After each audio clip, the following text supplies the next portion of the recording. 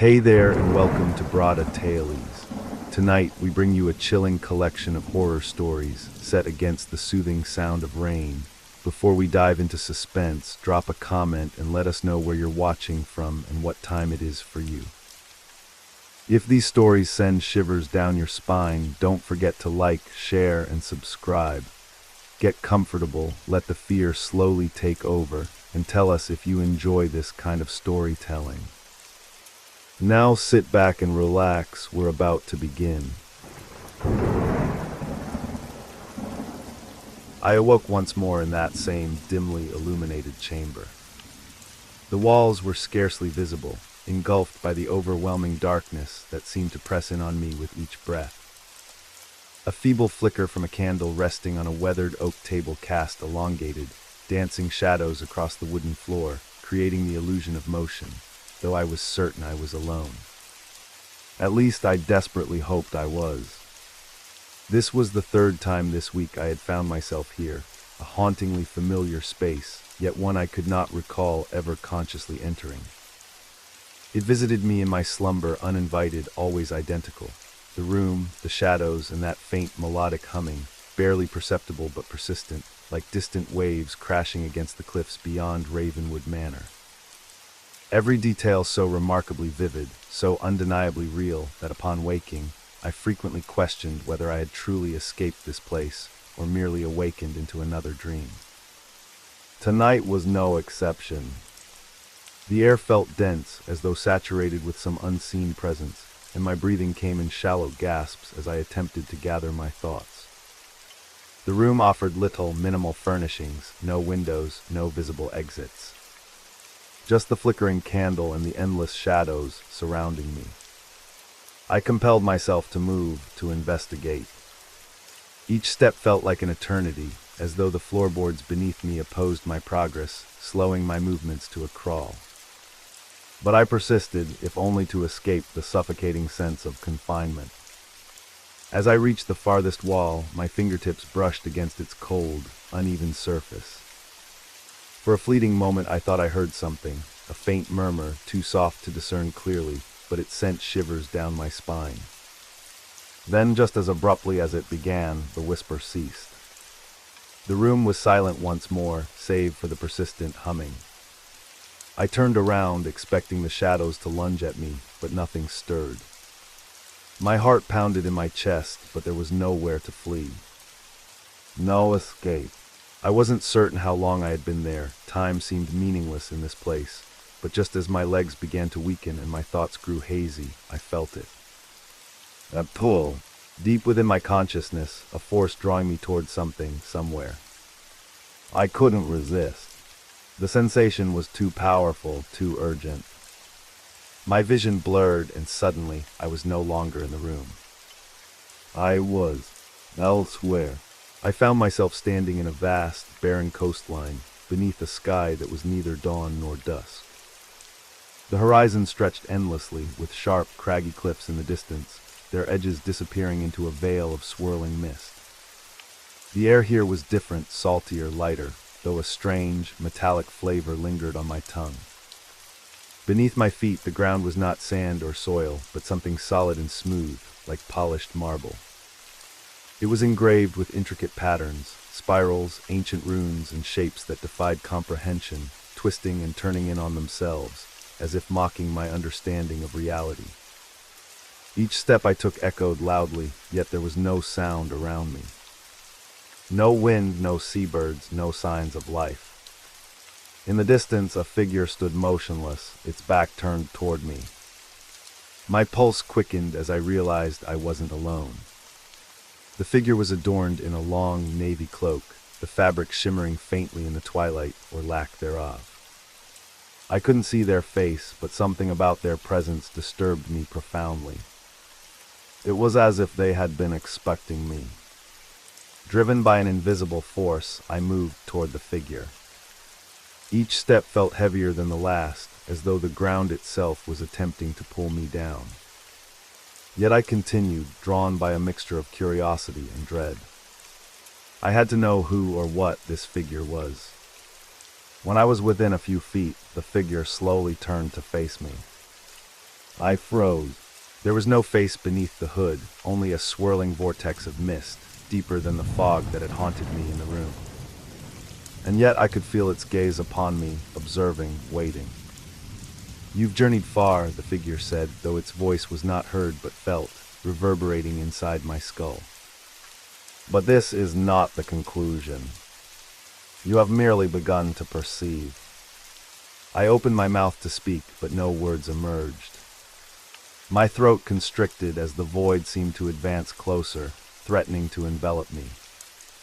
Suddenly the ground beneath me shifted. The patterns engraved into the marble began to glow faintly, pulsating with an otherworldly energy. I stumbled backward, trying to regain my balance, but the ground gave way beneath me, and I fell. I fell for what seemed like an eternity, down through layers of reality, each one less tangible than the last. Colors, sounds, and shapes merged together as I plummeted deeper and deeper into the abyss. And then with a jolt, I landed. I was back in the room. The same chamber I had started in, with its flickering candle and oppressive darkness. But something was different now. I wasn't alone. In the corner of the room, concealed in the shadows, was a figure. Not the faceless one from the coastline, but something else. Its form was indistinct, shifting and morphing in the darkness, as if it was not entirely of this world. My heart raced as I realized it was watching me, its eyes, if they were eyes, glowing faintly in the gloom. For a moment, neither of us moved. I could feel the weight of its gaze pressing down on me, suffocating me. And then it spoke. "Do you understand what you are?" The voice was raspy, like old parchment being unfurled. "Do you comprehend where you are?" I tried to speak, but again, no words came. My body felt leaden, paralyzed by the weight of the dream, or was it reality? The figure shifted, its form becoming clearer as it stepped into the faint light. It was human, or at least it had been once. Its skin was ashen and stretched tightly over its bones, its eyes sunken and hollow, filled with a cold, merciless intelligence. "You believe this is a dream," it said, a cruel smile twisting its lips. "But dreams and reality, they are one and the same. You have only scratched the surface of what lies beneath." I shook my head, attempting to deny the words, but deep down, I knew there was truth in them. This place, this nightmare, it felt too real, too vivid to be dismissed as a mere dream. But if this was real, what did that mean for me? What did it mean for the world I thought I had left behind? "You are near," the figure continued, its voice growing softer, more insidious. "Nearer than you realize. But to truly see, to truly understand, you must venture deeper. Deeper." The word echoed in my mind, pulling me further into the abyss of my own thoughts. I wanted to escape, to wake up, but I couldn't. Something was holding me here, something stronger than fear or logic. And then the ground shifted again. The walls of the room began to crumble, revealing a staircase leading down, deep into the earth. I knew instinctively that this was what the figure had meant. This was where I needed to go. But was it a dream? Or was this the real world disintegrating around me? I stood frozen at the top of the staircase, staring down into the abyss below. The darkness was impenetrable, consuming the faint light from the crumbling room behind me. Each step down felt like it was pulling me deeper into something unknown, something far more ancient than I could comprehend. My mind raced with questions, but no answers came. All I knew was that the figure, the entity, was right. I had to go deeper. As I descended, the air grew colder, heavier. My breath turned shallow as a damp, earthy scent filled my lungs. It was as if the very air was seeping out of the walls, thick with age and the weight of forgotten memories. The stone beneath my feet was slick with moisture, and every step echoed with a hollow thud that reverberated through the tunnels like the pulse of some hidden, monstrous entity. I lost track of time, if time even had meaning here. The stairwell spiraled endlessly downward, twisting and turning in ways that defied logic.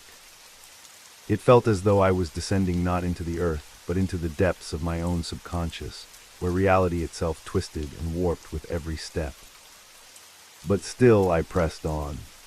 Finally I reached the bottom. The stairwell opened into a vast cavern, illuminated by an eerie, bluish glow that seemed to emanate from the very walls themselves. Strange patterns, similar to the ones I had seen before, were etched into the stone, glowing faintly as if they were alive. The symbols were ancient, older than any language I knew, yet they stirred something deep within me, an instinctual recognition, as though some part of me had always known them. At the far end of the cavern stood a massive, weathered door, adorned with intricate carvings of winged creatures, half human, half bird, locked in eternal, twisted poses. Their faces were frozen in expressions of agony, as if they had been screaming for millennia. I hesitated, my heart pounding in my chest. The door seemed to pulse with a malevolent energy, as if it were alive, waiting for me. I felt the weight of the choice before me. I could turn back, retrace my steps, escape this nightmare. But something inside me refused. There was no going back now. I had to know. I had to understand. I reached out and touched the door. The cold stone stung my fingers, but I pressed harder. With a low, grating sound, the door creaked open, revealing a narrow passageway beyond. The air inside was thick and oppressive, filled with the scent of salt and something far worse, something ancient, something alive.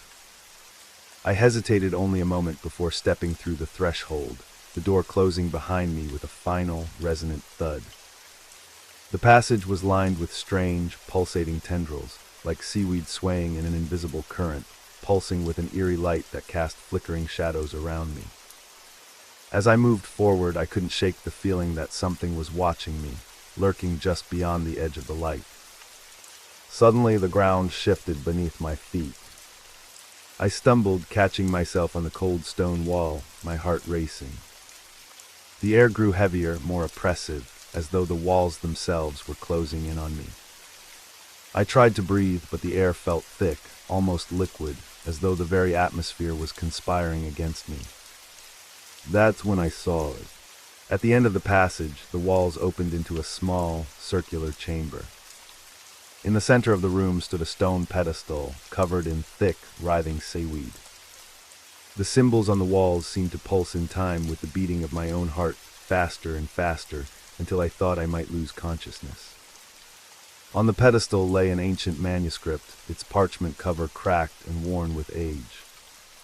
Symbols I could barely comprehend were etched into its surface, and the pages inside seemed to shimmer with a life of their own. My hands trembled as I reached for the manuscript, but something stopped me, an overwhelming sense of dread, as if touching the manuscript would seal my fate. "You're almost there," a voice whispered, barely audible, echoing through the chamber. It wasn't the same voice as before. This one was colder, more insidious, dripping with malice. "You've come so far. Don't stop now." I hesitated, my mind reeling. Was this still a dream? Or had I crossed some invisible threshold into something far worse? The boundaries between reality and nightmare had blurred beyond recognition, and I no longer knew what was real. But the voice was right. I had come too far to stop now. My fingers brushed the surface of the manuscript. The moment they made contact, a searing pain shot through my hand, up my arm, and into my mind. I screamed, stumbling backward, but the pain didn't stop. It was as if the manuscript had latched onto my very soul, pulling me deeper into its dark, twisted embrace. Visions flooded my mind, images of ancient rituals, grotesque beings rising from the depths of the ocean, dark skies filled with swirling, malevolent forces. And at the center of it all I saw myself, or at least a version of me, a twisted, distorted reflection, standing before the same pedestal, the same manuscript, with the same mark burned into my hand. I looked down, my heart pounding in my chest. On my palm the mark was there, a strange, circular symbol, glowing faintly as though it had been seared into my flesh. The mark pulsed on my hand, a deep, rhythmic throb that seemed to synchronize with my heartbeat. I stumbled away from the pedestal, my legs weak, barely holding me up. The chamber felt smaller now, the air denser, as if the walls themselves were closing in around me. But it wasn't the physical space that was suffocating me. It was the realization that something far more profound had just happened. The visions, the pain, the mark. It wasn't just a dream. Something had changed, something in me, or perhaps something around me. I stared at the mark again, tracing its lines with my trembling fingers. It was like nothing I had ever seen before, and yet it felt strangely familiar, like I had seen it in the deepest corners of my mind, or perhaps in my nightmares. The voice returned, softer this time, as if it were speaking directly into my mind. You are the last, the final heir to a legacy older than this world itself. You have been chosen. Chosen for what? I whispered, my voice barely audible. My thoughts were spiraling, a whirlwind of fear, confusion, and an unsettling clarity that gnawed at the edges of my consciousness. To finish what was started long ago, the voice replied, its tone almost soothing, to bring forth the awakening. I recoiled at the word, my heart pounding in my chest. The awakening. The same words I had seen in the ancient manuscripts, the same phrase whispered by the figure in Ravenwood Manor. I had no idea what it truly meant, but every fiber of my being screamed that it was something unspeakably terrible. I had to leave. I had to get out of this place before it consumed me entirely. But the moment I turned to flee, the chamber seemed to shift around me, twisting and warping like the corridors of my mind. The walls pulsed with the same eerie light, the symbols glowing brighter as if feeding off my fear.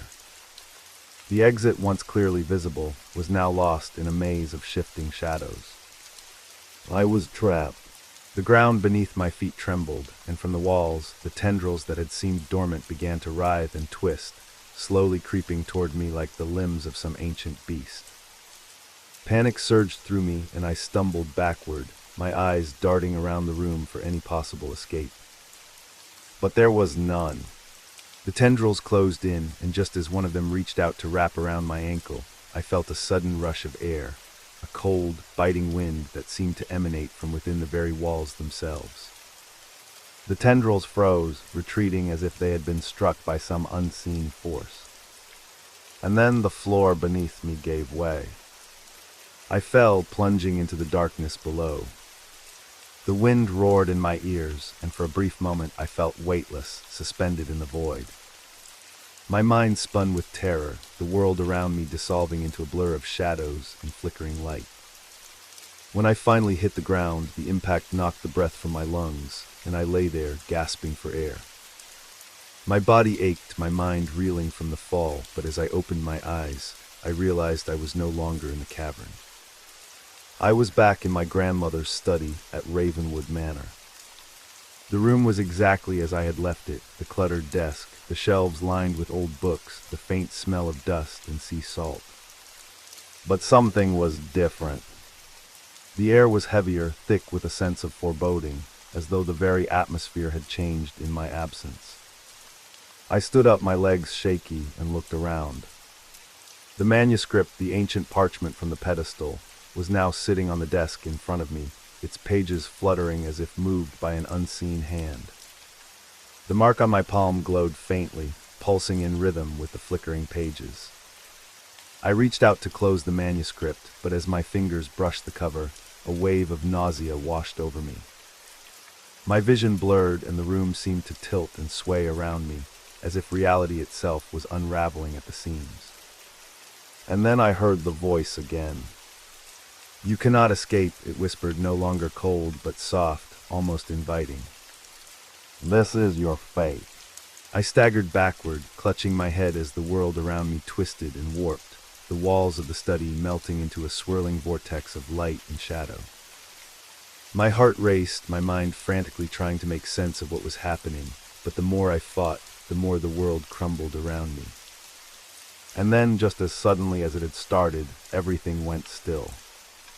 I found myself standing in the middle of a vast, featureless landscape, an endless expanse of mist stretching out in every direction. There was no sky, no horizon, only the oppressive emptiness that seemed to press in on me from all sides. "Where am I?" I muttered, my voice echoing in the void.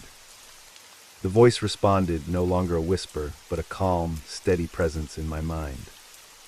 "You are where you have always been. This is the world you have created." I shook my head, the confusion and fear giving way to a growing sense of dread. "What do you mean? I didn't create this." "Oh, but you did," the voice replied, its tone almost gentle.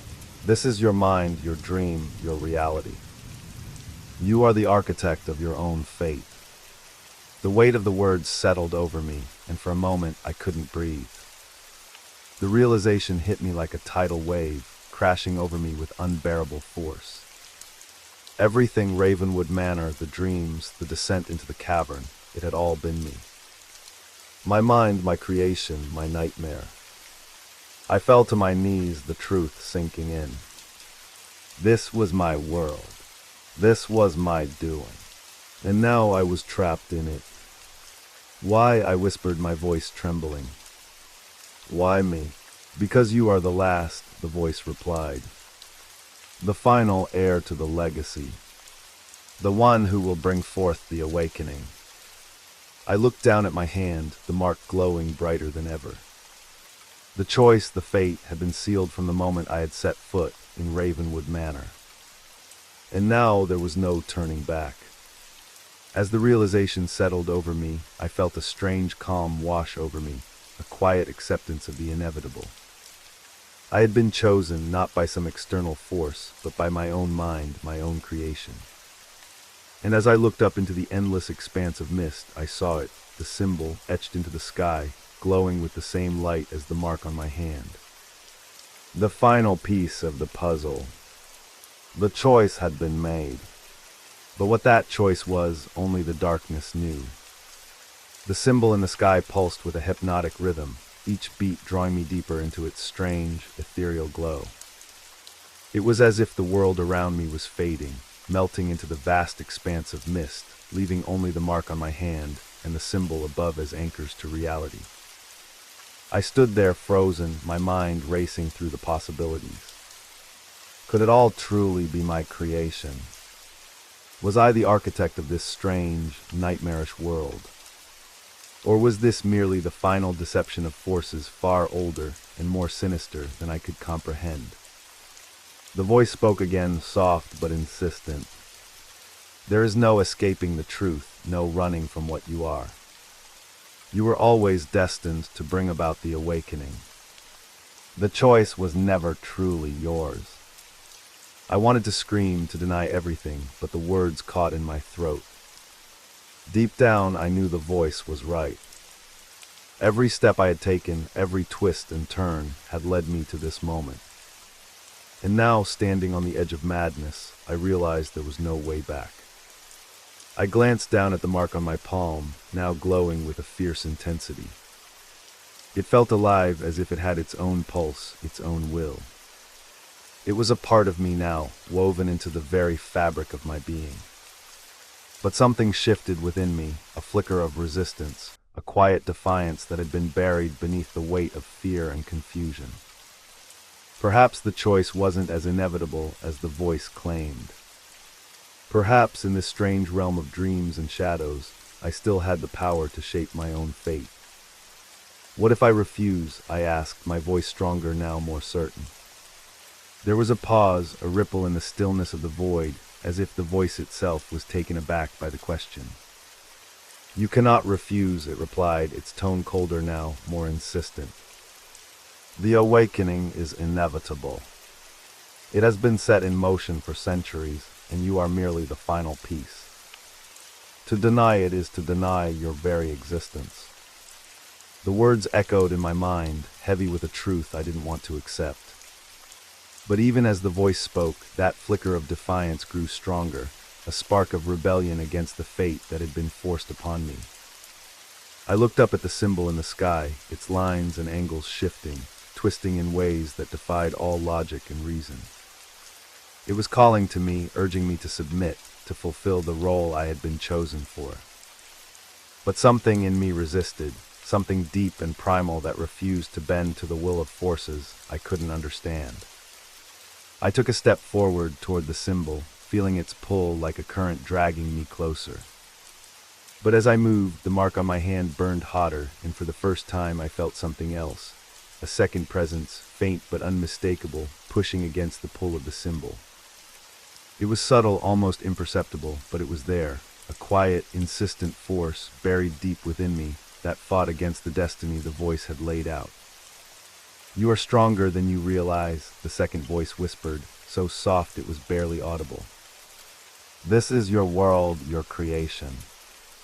The choice was always yours." I froze, caught between the two forces, one pulling me toward the awakening, the other urging me to resist. The air around me grew thick with tension, the weight of the decision pressing down on me like a physical force. I glanced down at my hand once more, the mark burning brightly now, its light casting long shadows across the featureless landscape. And then in the periphery of my vision I saw it, a faint outline, a shape hidden in the endless mist. A door. It was small, unassuming, barely visible against the backdrop of the void. But it was there, a possibility, a way out. The voice of the awakening hissed in my mind, its tone turning sharp, almost desperate. "There is no escape. You cannot run from what you are." But the second presence, quieter but more certain, urged me forward. "This is your world. You control it. The door has always been there, waiting for you to see it." I took a step toward the door, the pull of the symbol growing stronger with each movement. The mark on my hand burned fiercely now, as if trying to anchor me in place, to keep me from breaking free. But the closer I got to the door, the more the second presence surged within me, filling me with a sense of clarity and purpose I hadn't felt in what seemed like an eternity. I reached out, my hand trembling, and grasped the handle of the door. The moment my fingers made contact, the void around me began to shift and warp, the symbol in the sky flickering, fading as if it were losing its grip on reality. The voice of the awakening screamed in my mind, a cacophony of anger and fear. "You cannot defy us. You are ours." But I pushed open the door. The moment the door swung open, a rush of air hit me, cold and sharp, and the world around me dissolved into darkness. For a moment I was falling again, tumbling through the void, my mind spinning with the weight of what I had just done. And then I was back. I found myself standing in the center of my grandmother's study at Ravenwood Manor once more, the familiar scent of old books and sea salt filling the air. The mark on my hand was gone, and the room was still, as if nothing had ever happened. But something was different. I glanced around, my heart pounding, half expecting the walls to melt or the floor to give way. But everything remained as it was, the desk, the shelves, the window casting a faint glow of moonlight into the room. Had it all been a dream? A nightmare born from the depths of my mind? I didn't know, but as I looked down at my hand, I saw it, faint but unmistakable, the outline of the symbol, barely visible, like a scar that had faded with time but never truly disappeared. The choice had been made, and the world I had created, the maze of visions and shadows, was still out there, waiting.